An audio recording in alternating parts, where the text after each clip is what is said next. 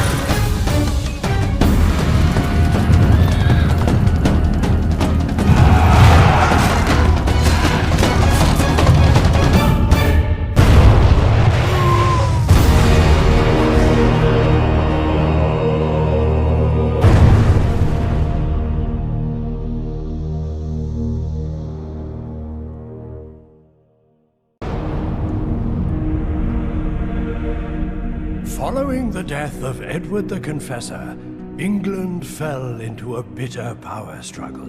Harold Godwinson was quick to seize power, though the King of Norway, Harald Hardrada, felt the land his birthright. However, the late Edward had promised the throne to William, the Duke of Normandy, who, with the blessing of the Pope, readied his army for conquest. Father! Word from England! Hardrada lies dead, and his army defeated. And what of Harold Godwinson? His victory at Stamford Bridge has strengthened his hold on the throne. Even now, he musters his forces. Perhaps it is time. Then what shall I tell the troops is your command? Tell them we sail for England and conquest!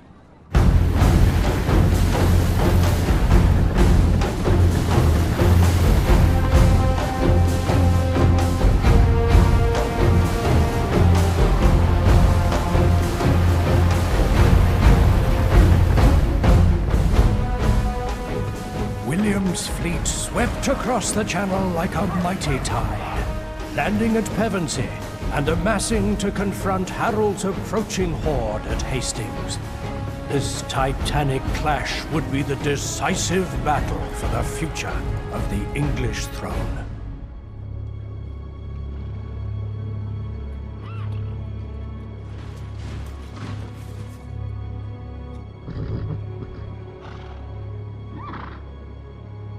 My son, remember this day, and remember this moment.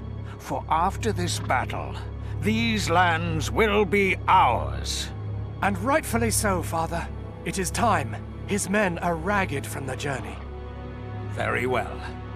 Rufus, prepare your men for battle.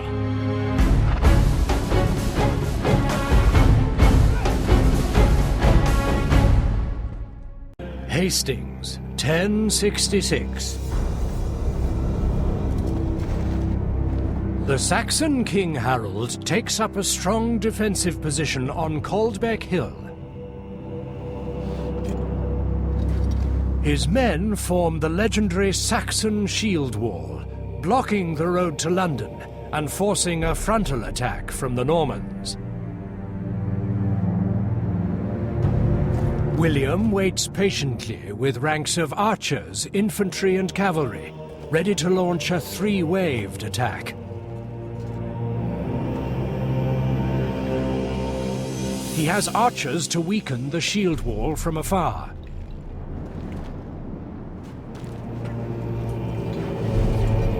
Spearmen to engage the enemy in close combat.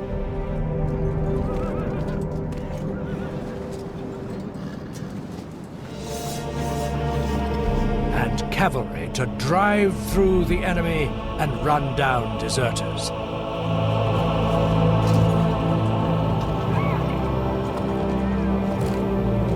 William gives his order for the first wave. Missiles! Attack!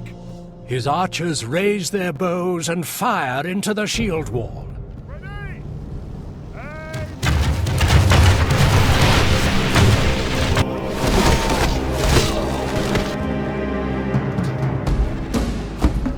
battle for the English throne begins.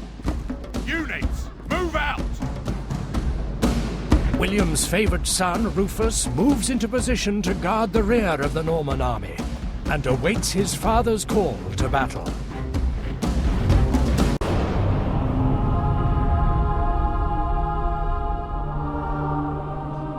With the Norman conquest and a crowned king came the dawning of a new era for England. Nobles ordered the construction of mighty castles to fortify the realm. To rule this land is a birthright, but to control it requires the courage and skill few possess.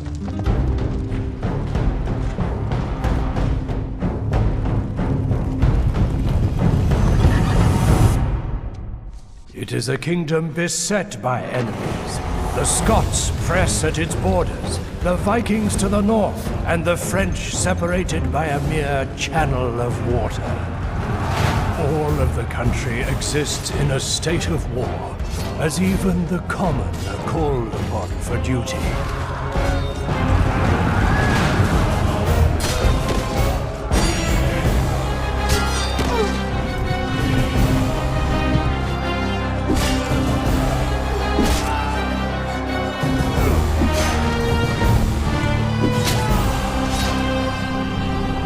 In these times of total war, it rests on the shoulders of those who lead to ensure the kingdom does not fall into ruin.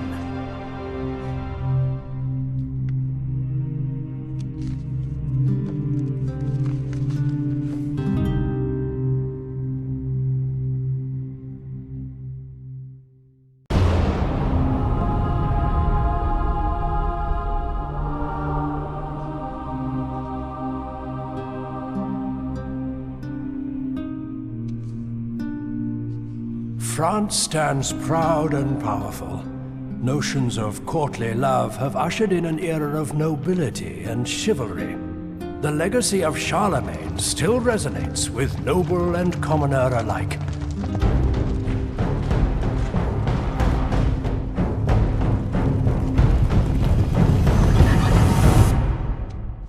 Europe is a continent divided by mistrust and centuries of violence. As Crusades carve a bloody swathe in the distant east, the ideals of chivalry and honor are tested time and again.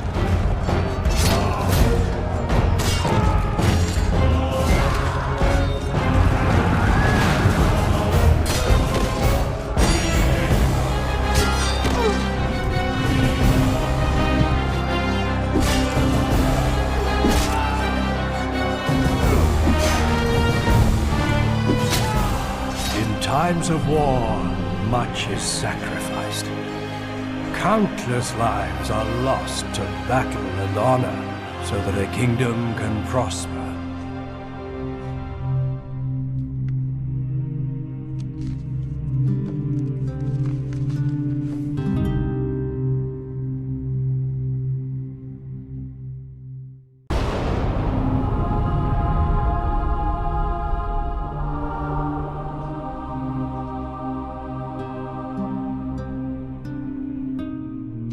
The Holy Roman Empire stretches across a vast expanse of Europe. Ruled over by the Emperor, who is crowned by the Pope himself, the Empire's influence is strong and far-reaching.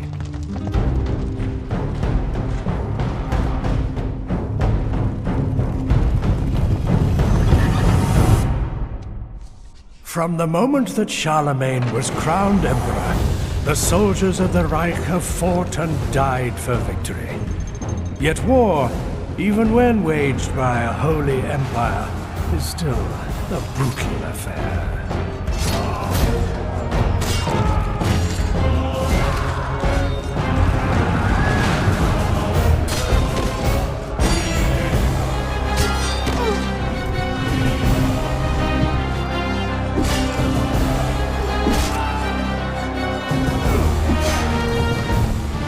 It is the Germans who wield the most power in the Empire. Though it exists as a shadow of what once was, it will take a great general to lead the Empire to its former glory.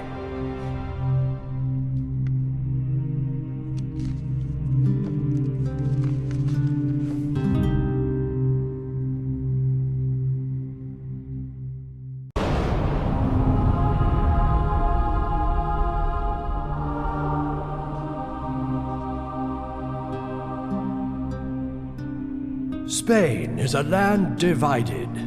Enduring the conquest of the Moors for many centuries has left a bitter taste with her people, who fight for liberation in the name of God and King.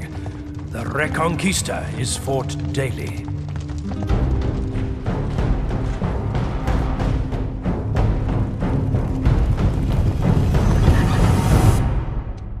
Years of mistrust and infighting has left Spain directionless. Unfortunately, the Moorish occupation of the Iberian Peninsula is still not enough to unite rival nobles.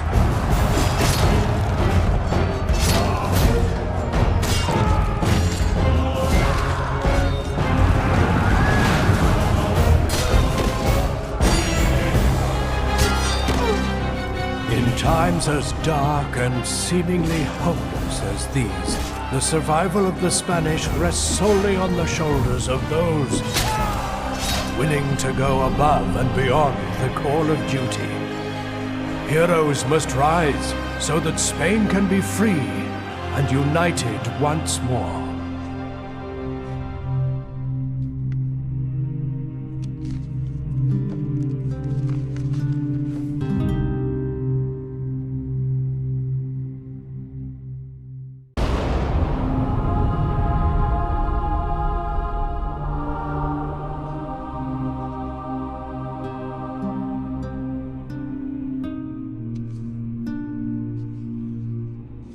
The most serene Republic of Venice, as it is known, has become a power through control of trade to the Levant that expands through the Adriatic and Aegean seas.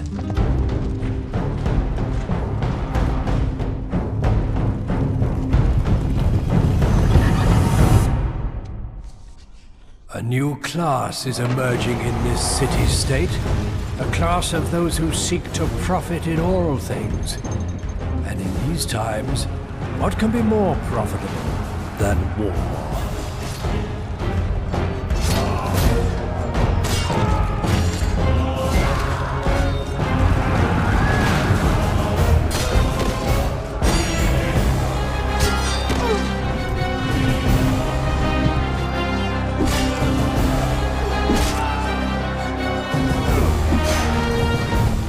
To the ruling Doge, war is simply another avenue for commerce. Soldiers' lives are spent like currency, so that the few can rise to prominence and power.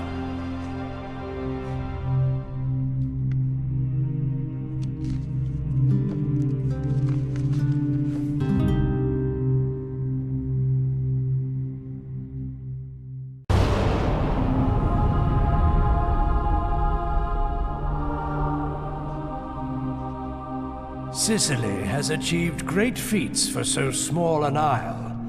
However, it is a land embroiled in conflict, fueled by religious war.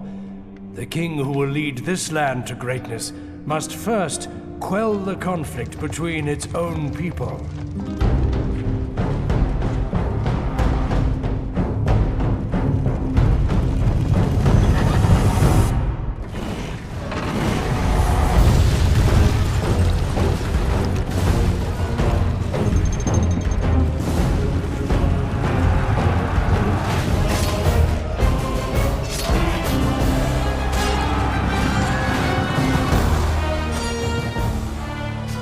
To establish itself as an empire, Sicily needs a leader not afraid to settle conflicts within their own borders and march their armies to war across the world.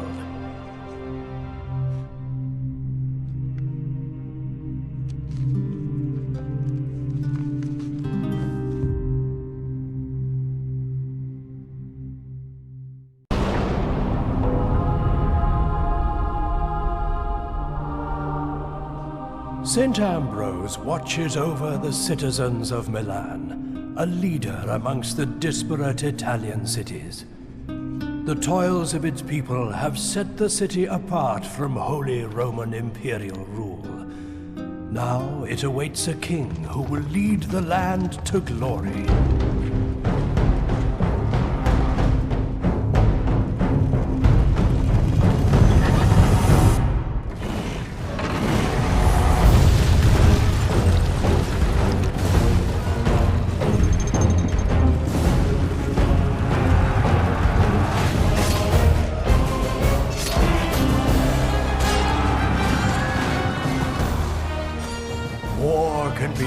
on many fronts and in many guises.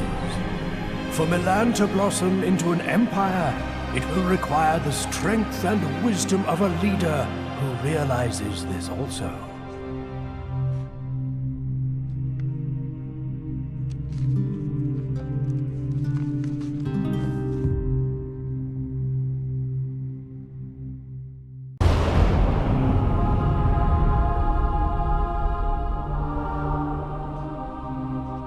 Scotland remains at the mercy of the English. Though its people are strong-willed and defiant, they face a daily struggle against subjugation. Despite this, these courageous people fight for a future where they are at the mercy of no one.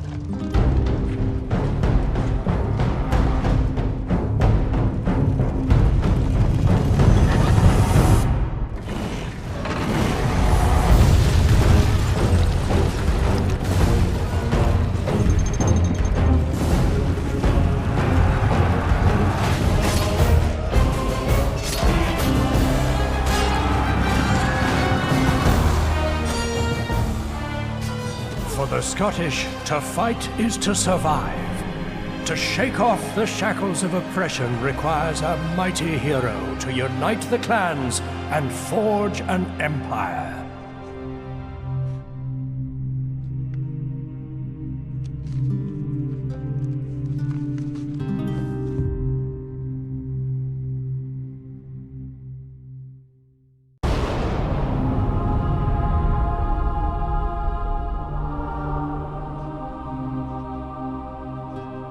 Byzantium stands on the crossroads of Europe, Asia, and Africa. A prophetic dream led the Emperor Constantine to found the city, which is a center of culture, commerce, and diplomacy.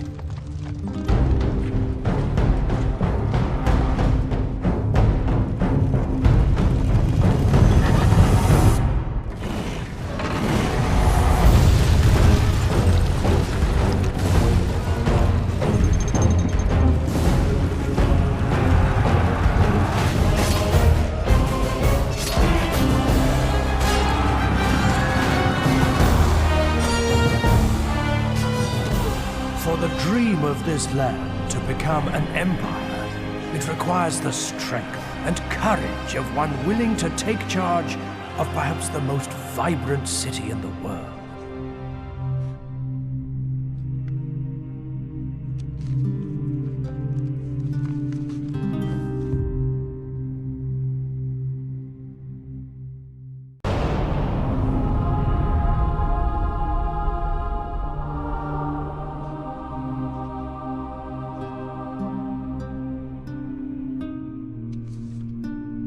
Russia faces invasion by nomadic tribes and foreign conquerors. Its harsh landscape has given rise to a steadfast people, and their devotion has led them to great deeds.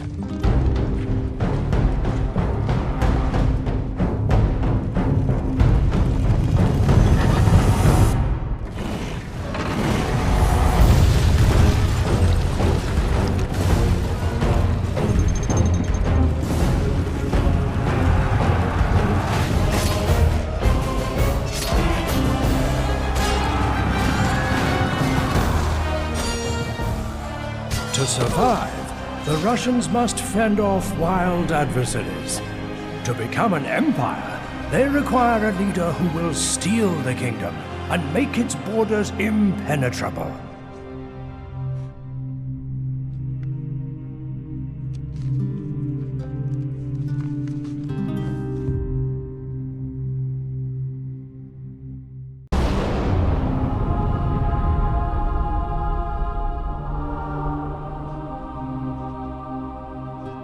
From African roots to conquest on the Iberian Peninsula, the Moors have established for themselves a reputation as fierce warriors.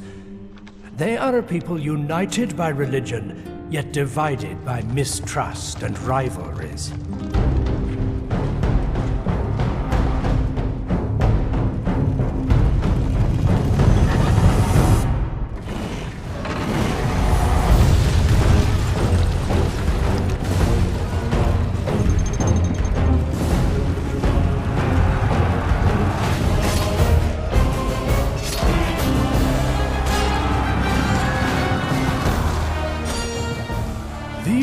lands and their warlords, though fierce, remain directionless. The strength of a mighty ruler is needed to unite them into the empire they could become.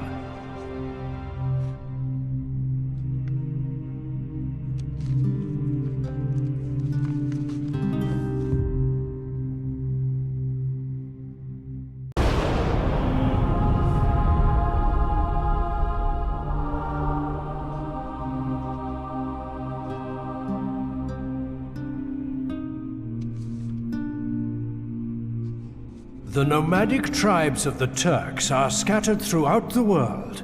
Fierce warriors, they value wisdom and seek to both conquer and enlighten the world.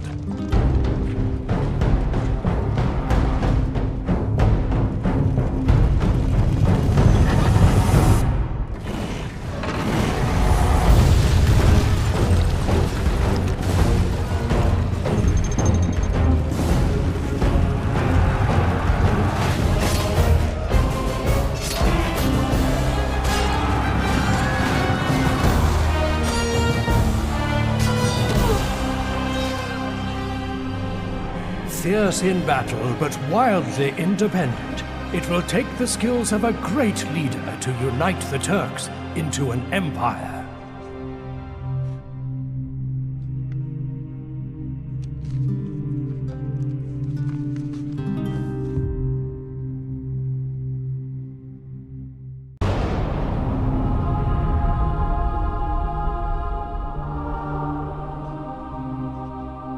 A once ancient and mighty empire whose queen controlled the hearts of the world's greatest leaders, Egypt has fallen from this former glory.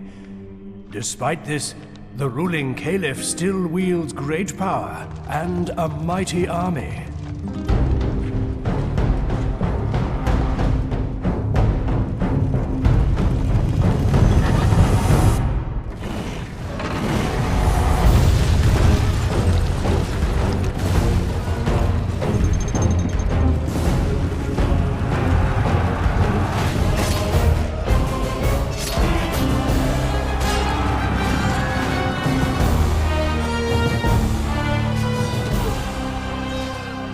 If ever Egypt is to regain the majesty of its past, it will require the likes of a ruler not seen in over 1,000 years.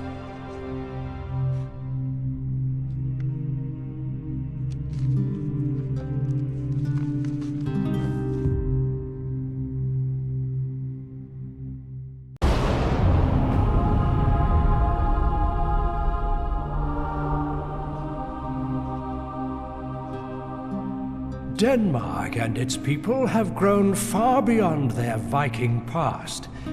The tenacity of the country has now been turned towards forming a kingdom, with conquest and colonization replacing raids and spoils.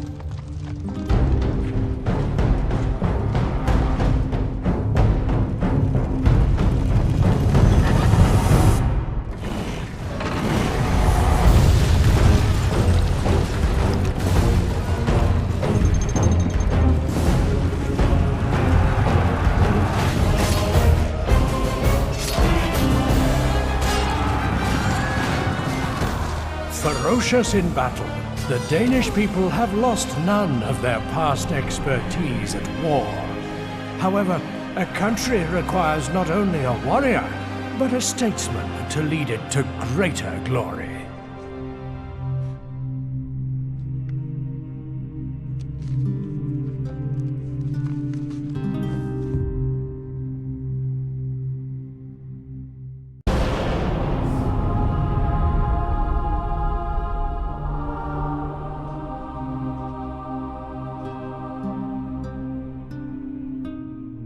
Portugal is locked in a constant reconquista, taking back land occupied by the Moors. Aided by the Knights Templar, its people are stoic in their mission and defiant to the end.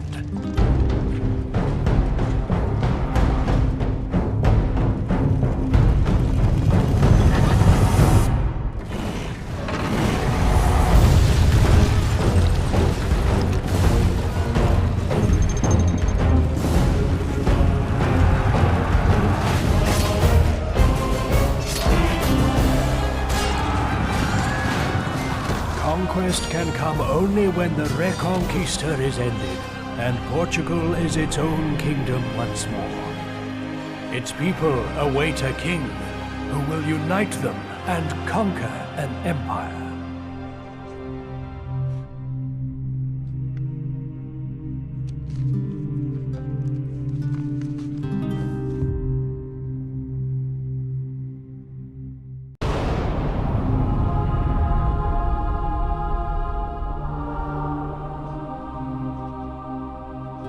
Poland, a once proud kingdom, has fractured and splintered into a fragment of its former glory. Yet, even invasion and division cannot break the spirit of these stoic people who toil to rebuild this once great land.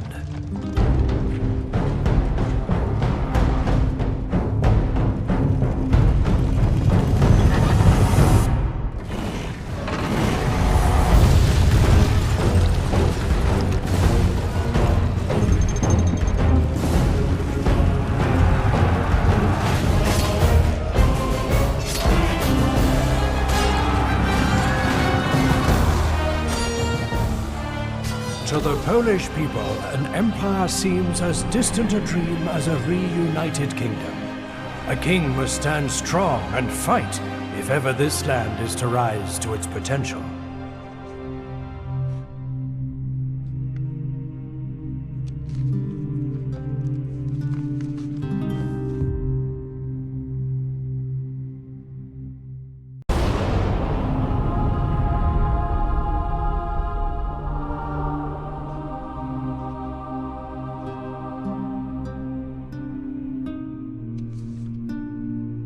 The Kingdom of Hungary was forged by the will of King Saint Stephen. Foreign incursions rally its people, who are determined that the country follow its own path.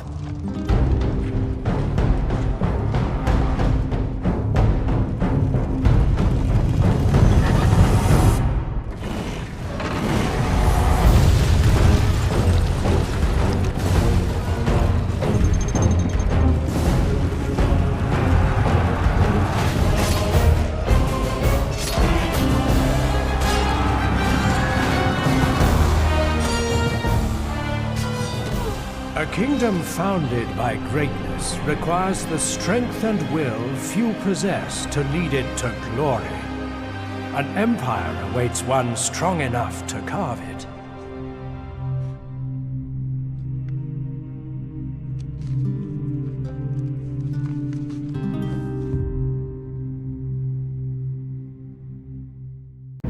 (1415), northern France.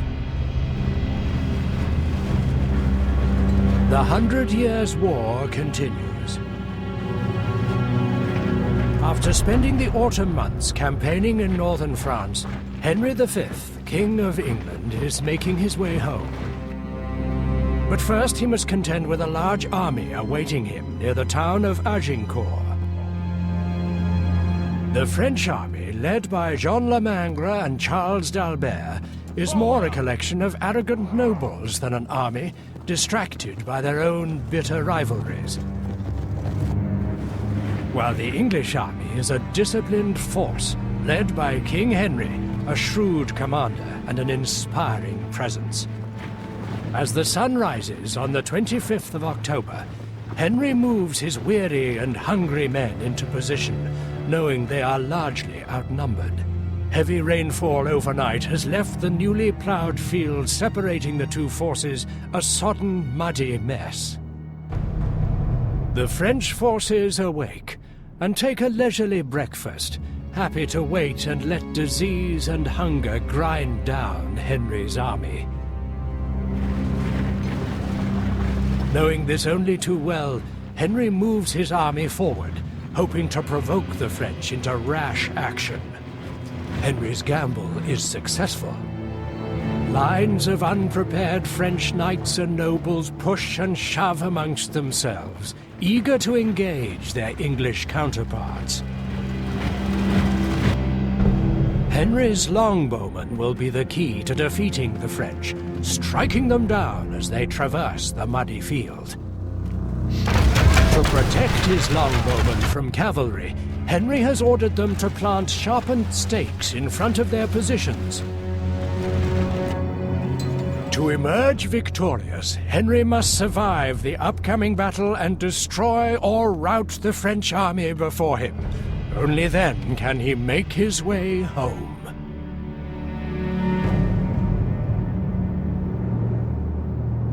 The coastal road north of Arsuf, September the 7th, 1191 AD.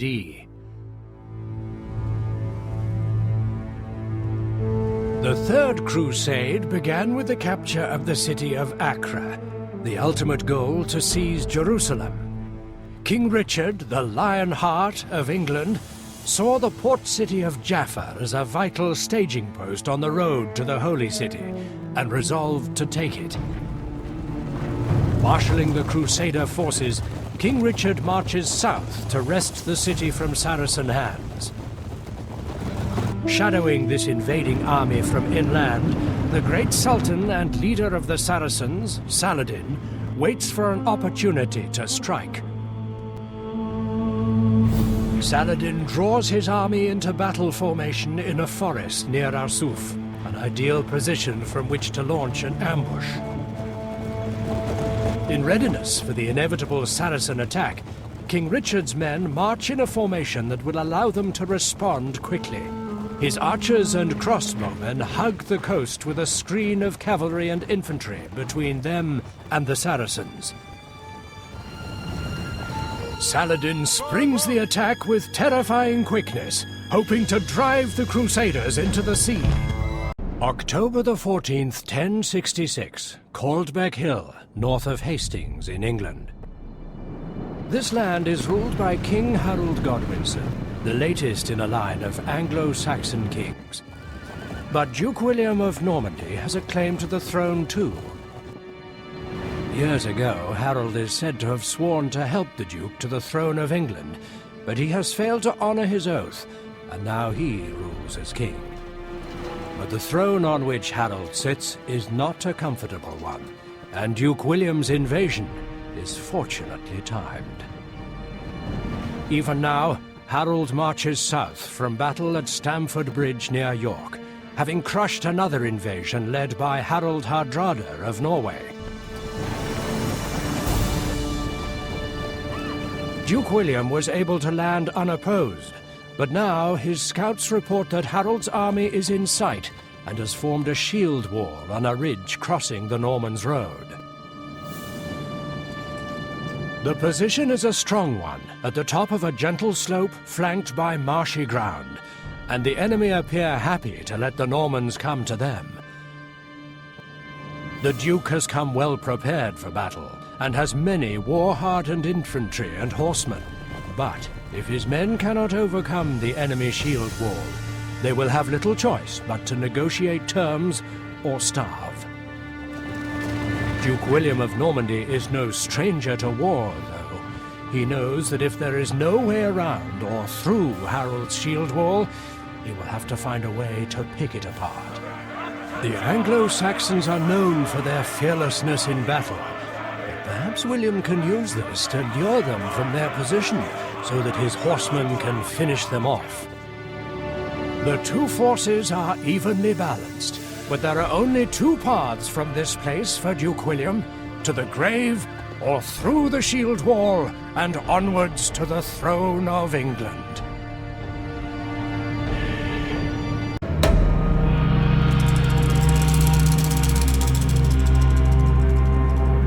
(1520) The New World.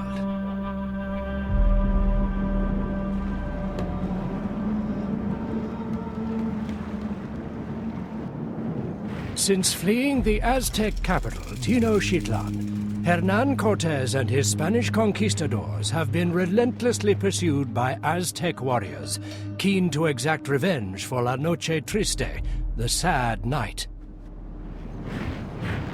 On crossing the mountains overlooking the Otumba plains, Cortés and his men find an enormous Aztec host waiting for them in the valley below. The Spaniards, suffering from hunger and disease, are exhausted.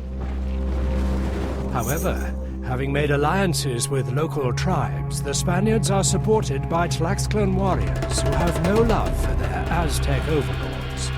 Indeed, some of Cortés' Tlaxcalan guides have gone for help from nearby tribes.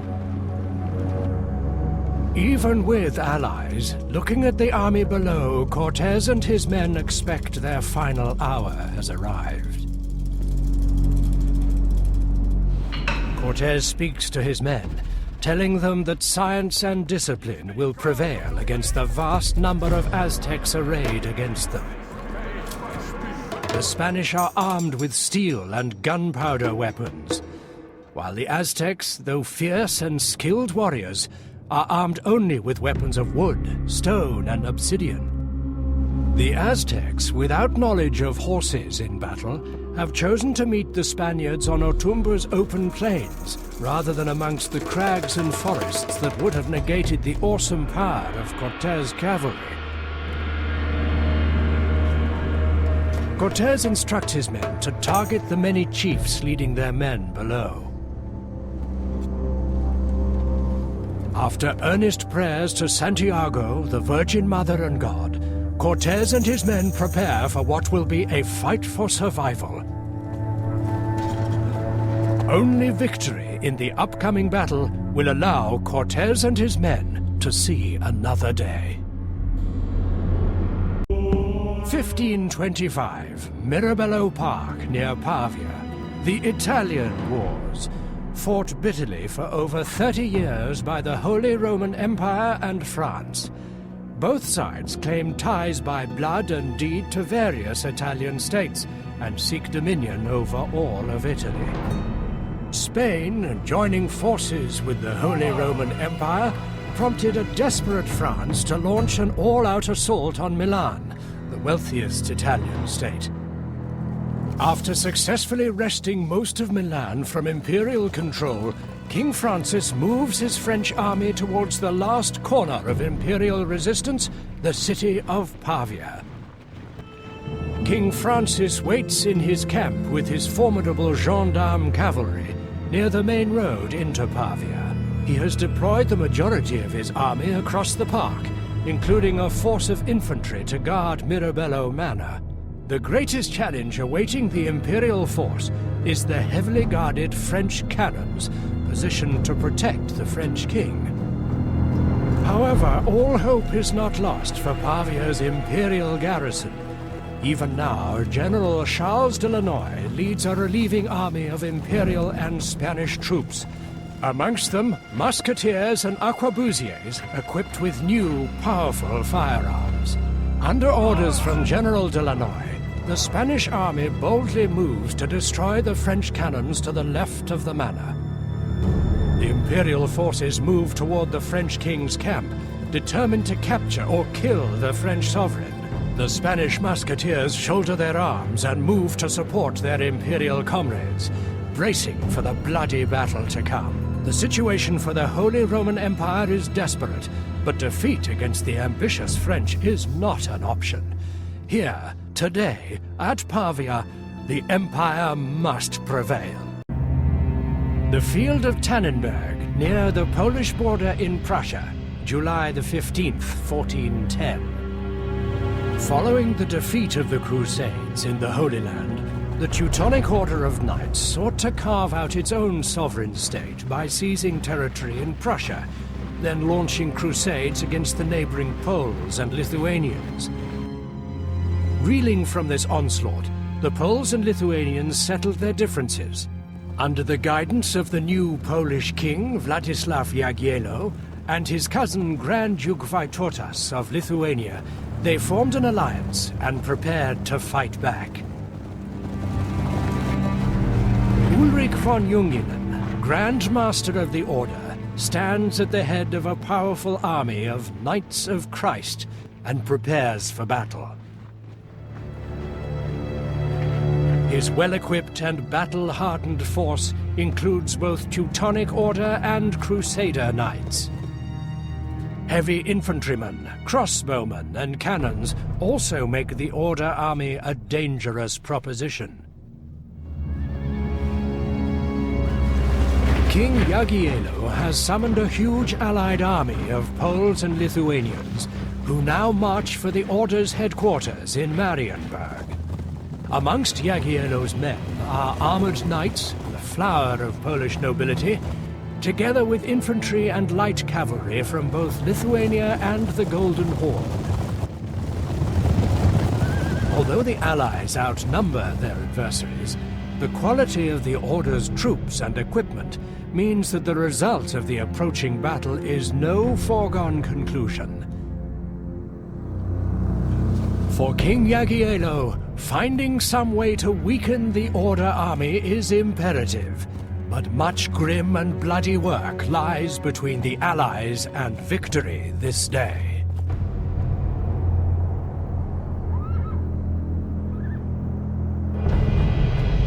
1484, Setenil, Emirate of Granada.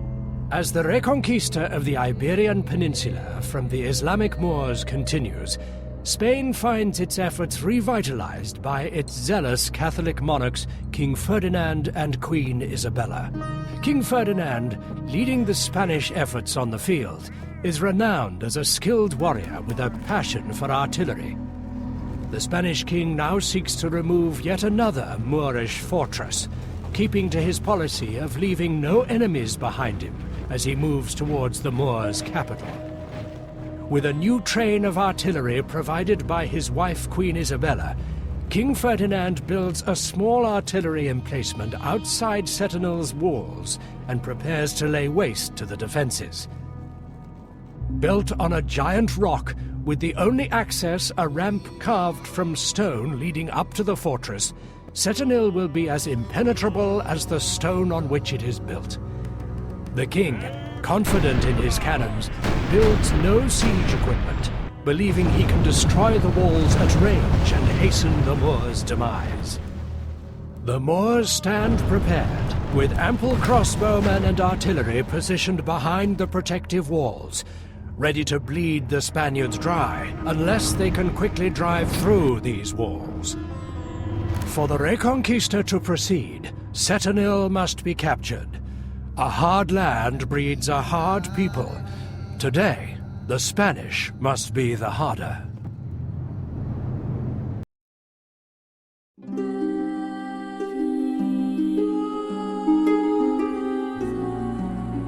War.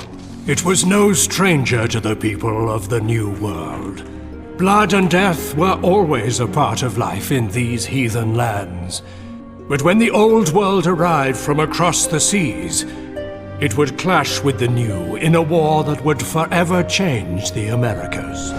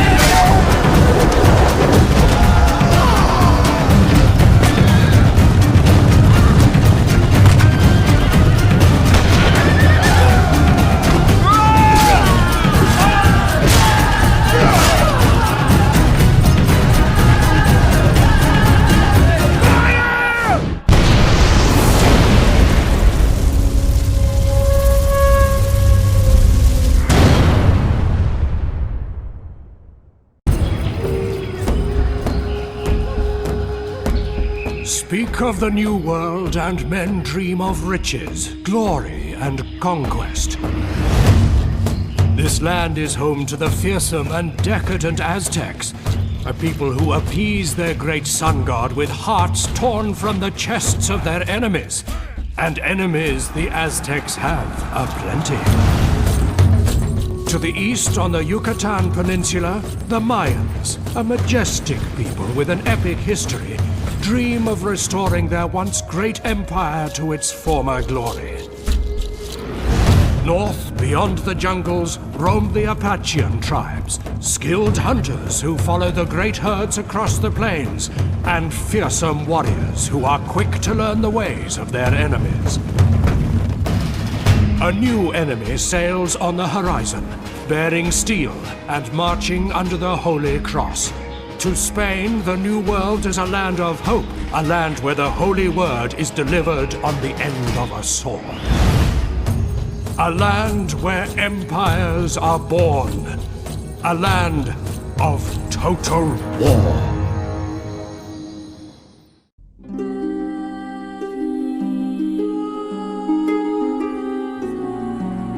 War. It has always been a part of life in the British Isles. From Roman times unto present day, no king or emperor has called this realm his own. 5 kings now stand ready to do battle over these lands. They will make Britannia theirs, or die in the attempt.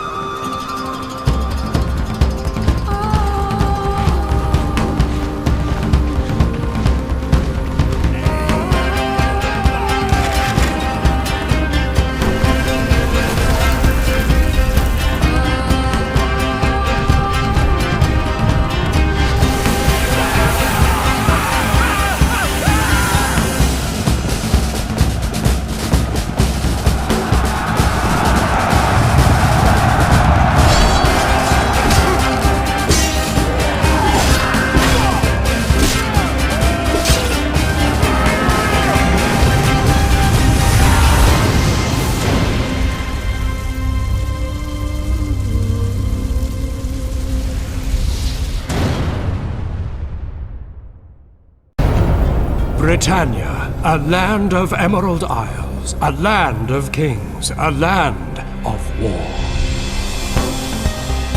England. King Henry sits upon a hungry throne, thirsty for more land. The Norwegians, warriors happy to pay the blood price for their ambitions. Scotland. From the Highlands and across the lowlands comes a spirited people ready for battle. Wales, a people of song and sword, and leaders that will bend their knees to no man.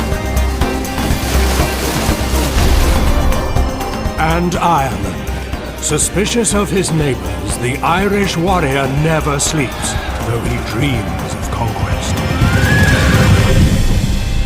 Britannia. 1 realm, 5 kings, total war.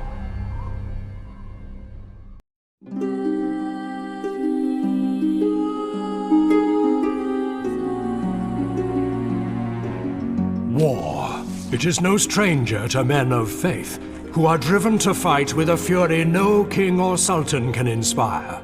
From across the sands and the seas, they fight for the Holy Lands, to ensure the hell that is their lives will grant their passage into heaven.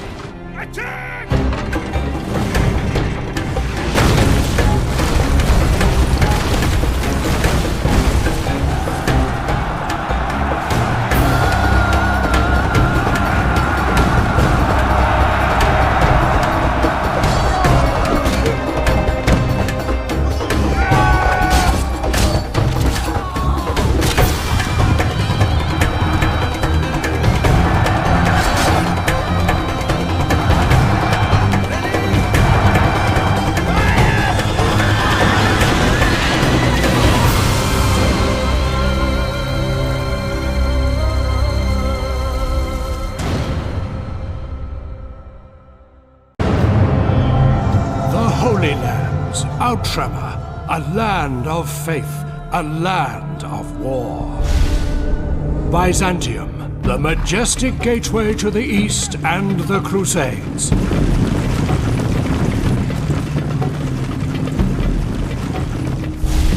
The Principality of Antioch, a proud Crusader state and home to the Hospitallers.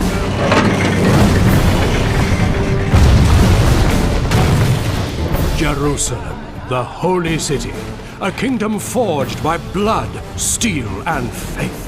A place revered by the faithful and coveted by many. In the east, the mighty Seljuks, led by Nur ed-Din, fighting to drive the accursed Crusaders into the sea.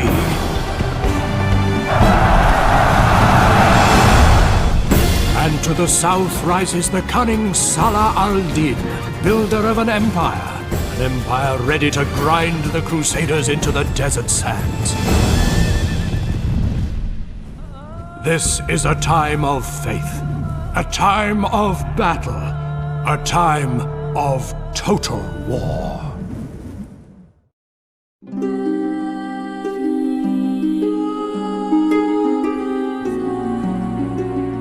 War, a scourge that breaks out wherever different faiths meet. Being the last of the pagan kingdoms, Lithuania faces a bloody destiny. Hunted by the Teutonic knights, they must give up their false gods, or they must risk giving up their lives instead in an ungodly war.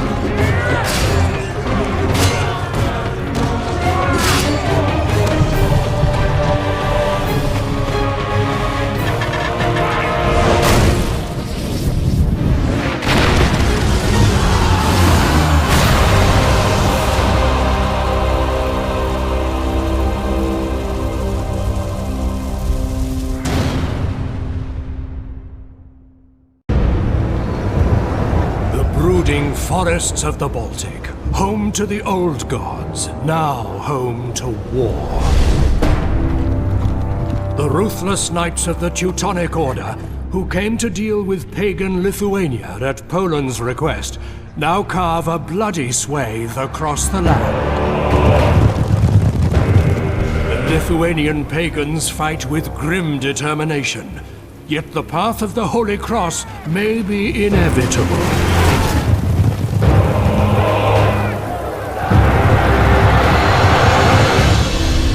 Surrounding this bloody conflict, sleeping giants begin to stir. Novgorod, a powerful republic, jealously guarding its freedom and trade. The mighty Danes, renowned as seafarers and warriors, willing to back their ambitions with brute force. And of course, Poland, a proud kingdom, once allied to the Teutonic Knights, now battered and regretful, must face the demons it unleashed.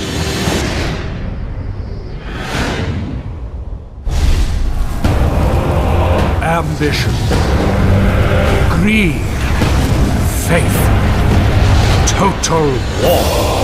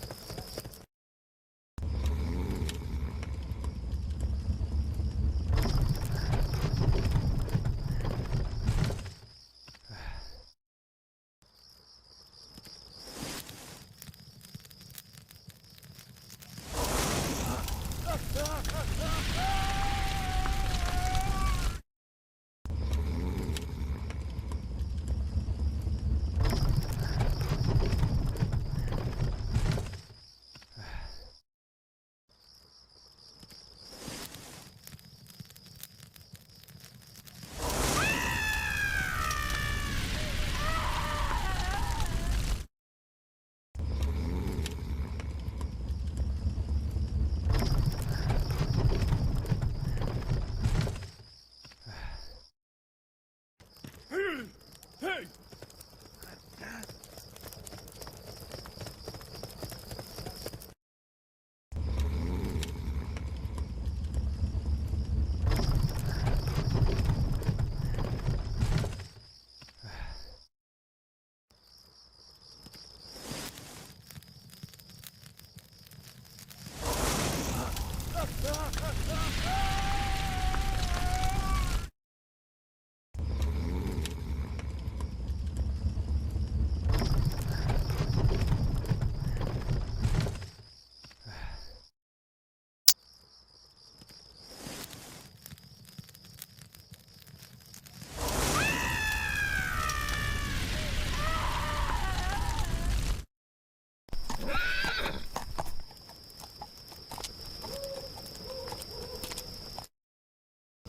Oi!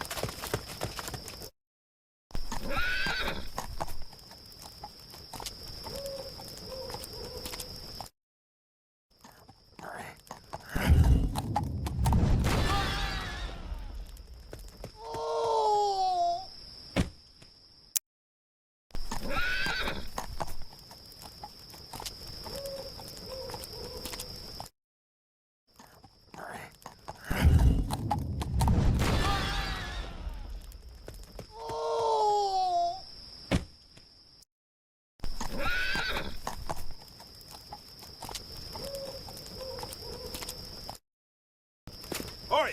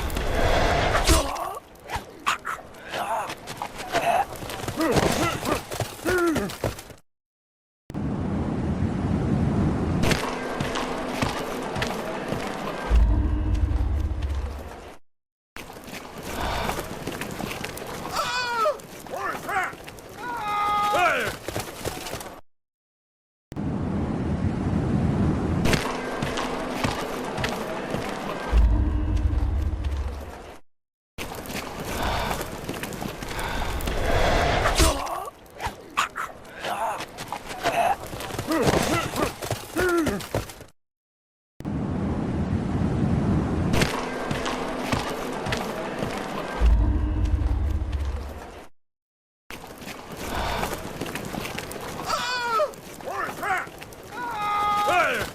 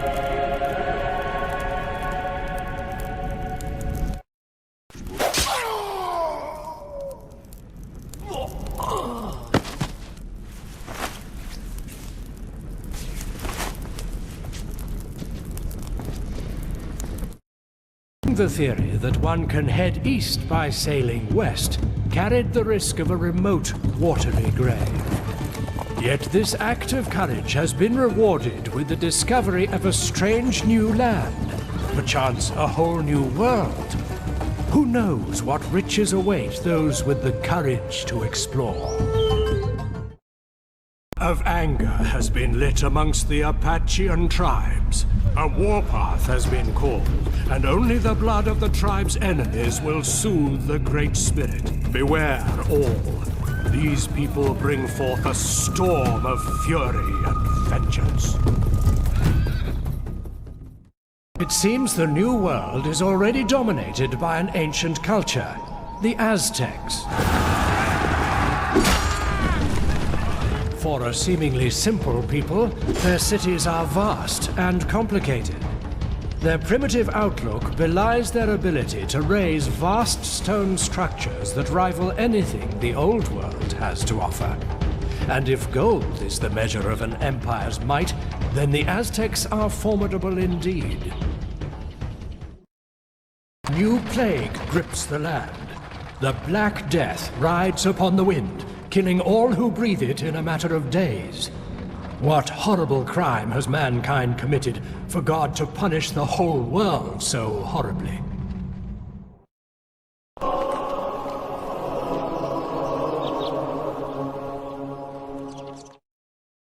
By the grace of God, those who went forth in the name of our Lord have captured Jerusalem. Thus the holy city has been triumphantly reclaimed in the name of Christ. All of Christendom will rejoice, for God's children may now find salvation in the kingdom of heaven.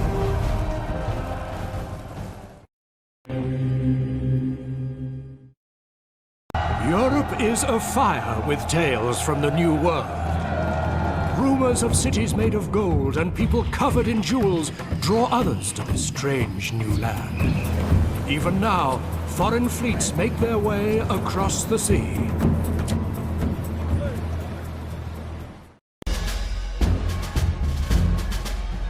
After a successful crusade in the Holy Lands, Edward returns home a hero.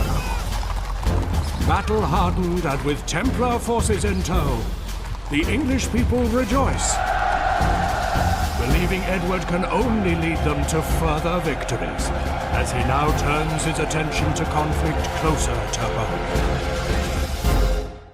The Holy Bible may preach peace, but when it is Christendom itself that is threatened, then it is every Christian's duty to defend all that is holy.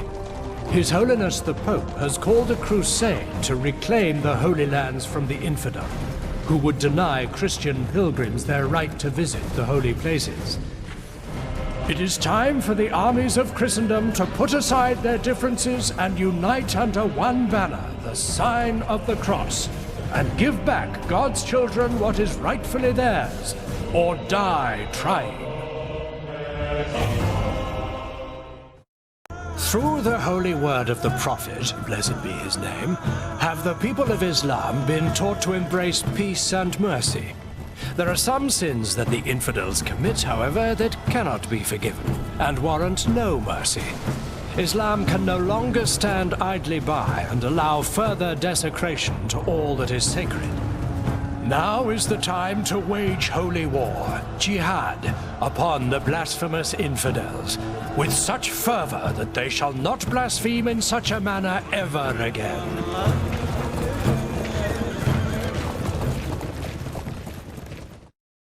Through the holy word of the Prophet, blessed be his name, have the people of Islam been taught to embrace peace and mercy. There are some sins that the infidels commit, however, that cannot be forgiven, and warrant no mercy. Islam can no longer stand idly by and allow further desecration to all that is sacred.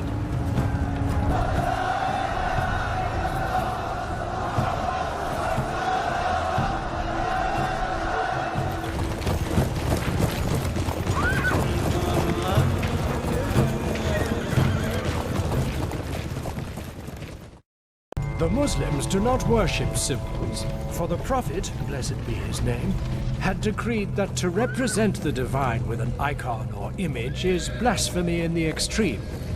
However, nobody could really deny that the site of this grand mosque serves as a shining example of the might and wisdom of Islam.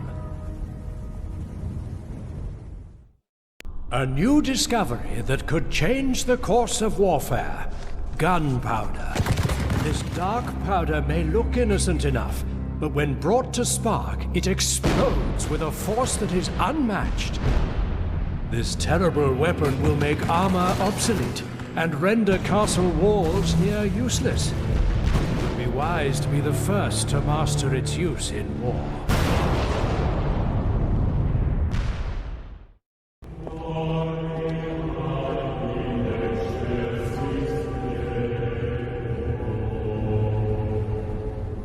If there were any lingering doubts as to the power of the Church, they were dispelled once the people gazed upon God's greatest house on earth. Its towering presence here shall ensure Christian dominance throughout the land.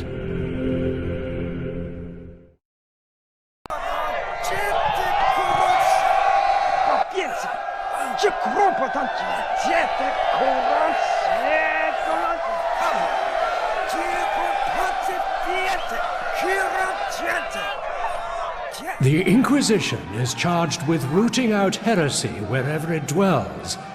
Such holy work is not for the faint-hearted, for it seems only after sufficient persuasion is applied do the guilty confess their sins.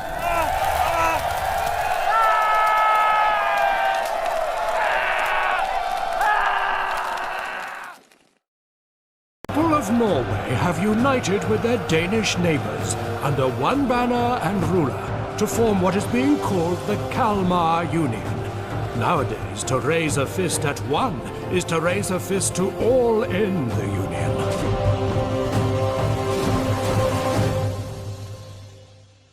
Christendom rejoices. The Mother Church has gained a new sheep to the fold. The people of Lithuania have agreed to put aside their pagan ways and embrace the holy word of Christ.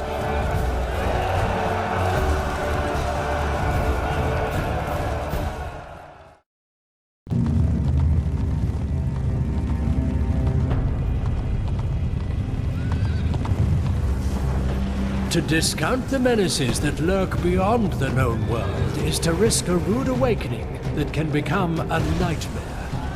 This nightmare is the Mongol invasion.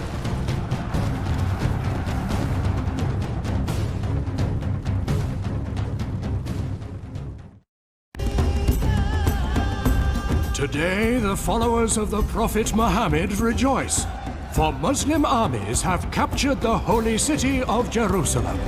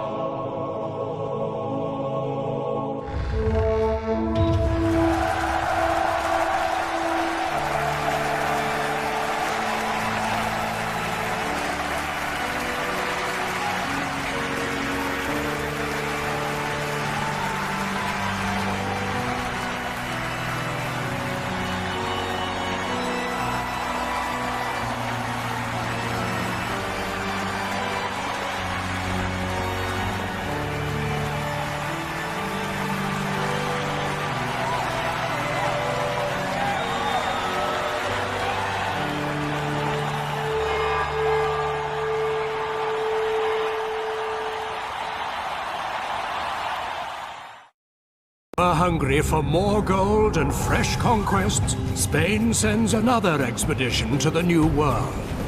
Wherever the cities of gold lie, these men, God willing, will find them.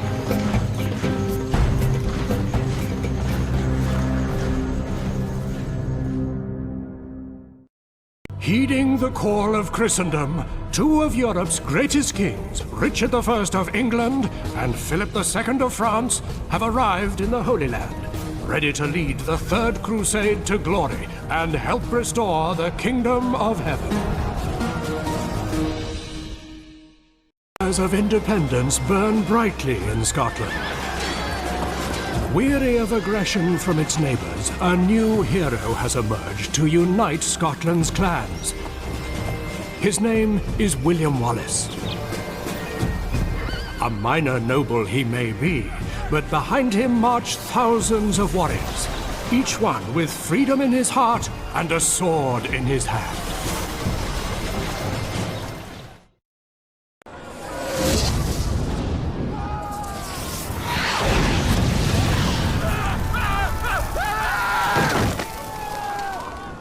The heathens of the New World, though fierce and fearless, have tasted bitter defeat.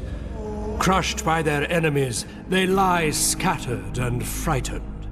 Their beastly empire, with its bloody sacrifices, naught but ashes.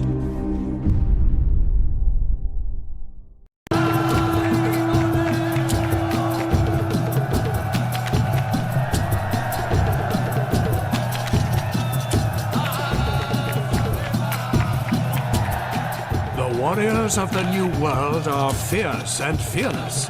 It is little wonder, then, that they crushed both Christians and heathens. The New World is their realm, and they are its kings.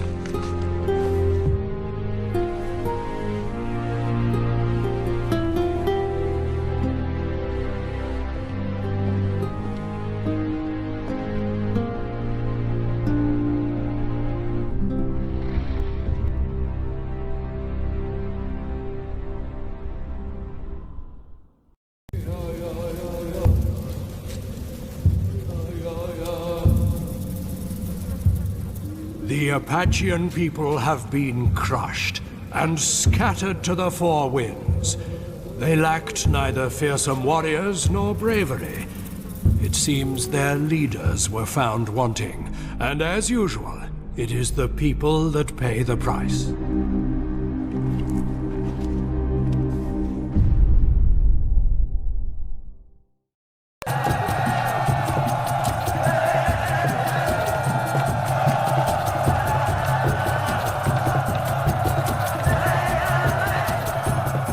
The Apachean warriors are an implacable foe. On the plains and in the deep forests, these mighty warriors crushed both Christians and heathens. The New World is their domain, and they are its rulers.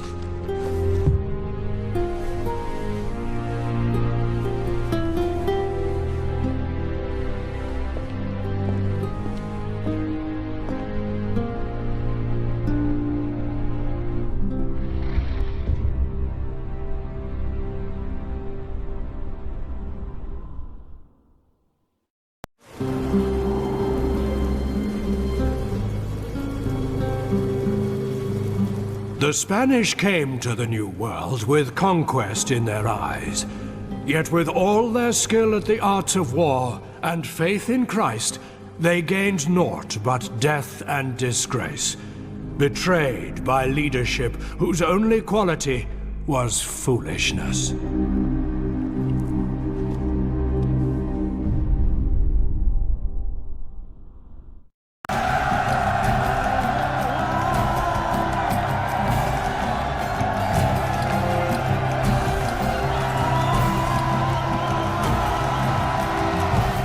Spain sent her sons to the New World seeking lands and conquest.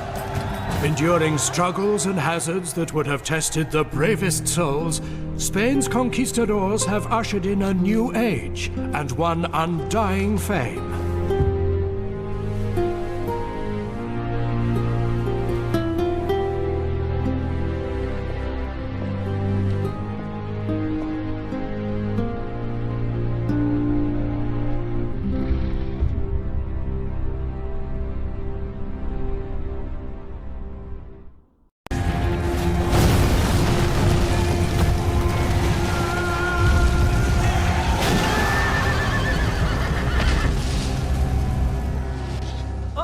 The followers of Muhammad, though brave in battle, have lost control of the Holy Lands.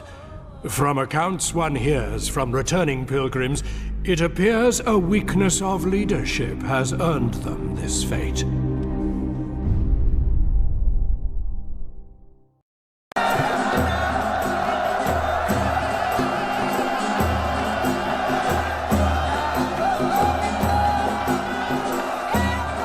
The followers of Muhammad have claimed the Holy Lands as their own. Though the Crusaders fought tooth and nail to forge a kingdom of heaven, the warriors of the East prevailed, and it is the crescent that shines above Jerusalem.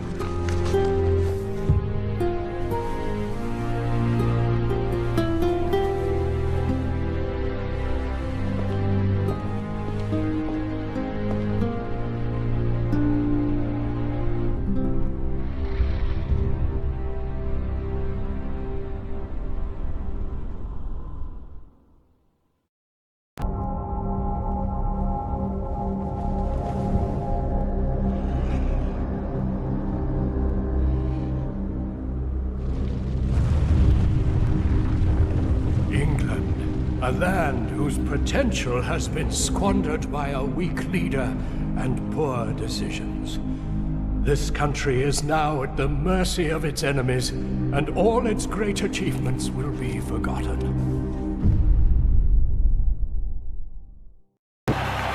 By the grace of Almighty God, I proclaim His Majesty, the King of England, as High King of the English Empire and Protector of Christendom.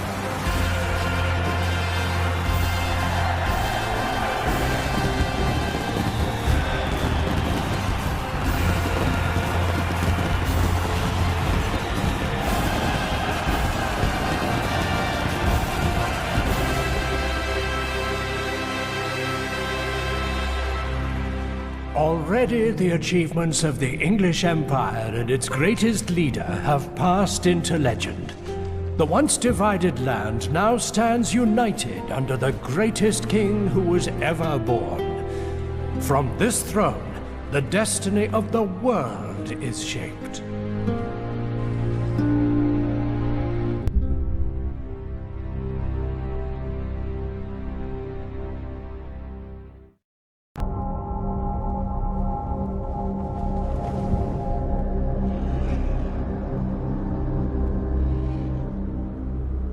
France mourns, humbled and defeated. Her knights have fallen in battle, and her lands are divided amongst her enemies. The memory of Charlemagne remains a distant dream, ruined by the one who failed in their duty. By the grace of Almighty God, I proclaim His Majesty, King of France, as Emperor of the French Empire and Protector of Christendom!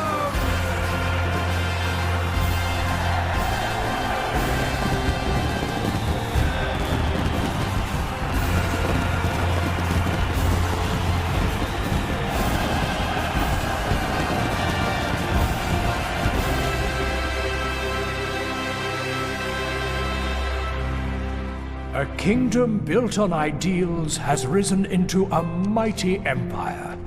France is now the shining light of a once splintered Europe, illuminating the world with her ideas and ruling with her greatest hero.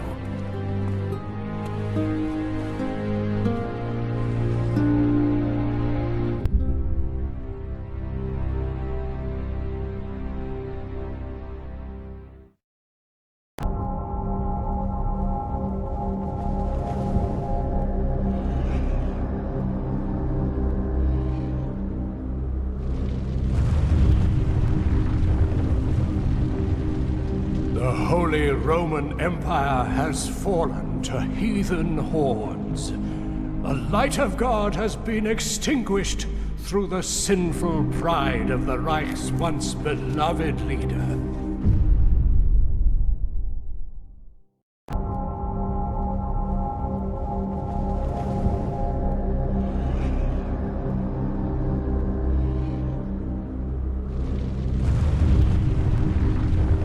Venice, this once rich and prosperous city-state, is now the domain of beggars and the dispossessed.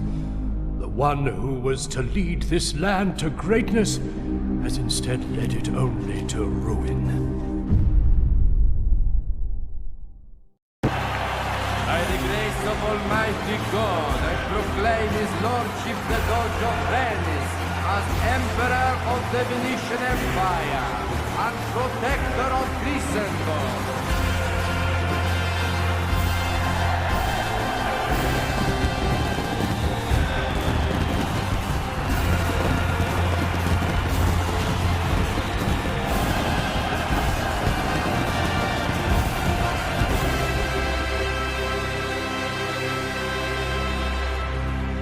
The riches of Venice are now legendary across the world. A bustling empire of commerce allows even the lowliest to strive for wealth and power.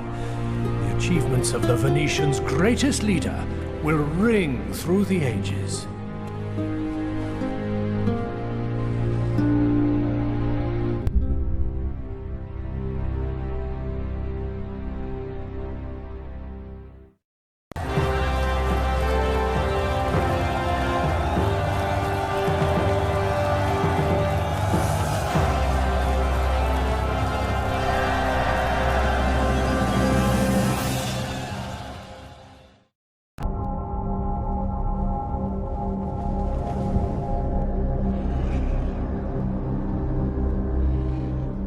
Reconquista has failed, and the dream of a united Spain will forever remain unfulfilled.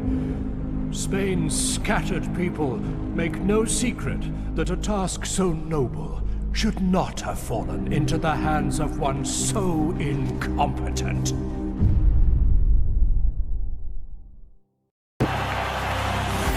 By the grace of Almighty God, I proclaim His Majesty the King of Spain as Emperor of the Spanish Empire and Protector of Christendom.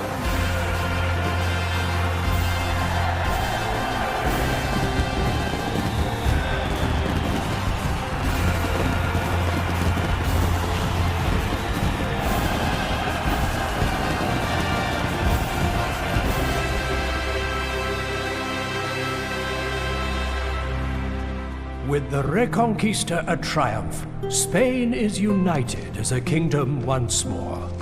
Under the rule of the country's greatest hero, an undreamt empire of power and nobility has been born. The passion and triumphs of the Spanish shape the world.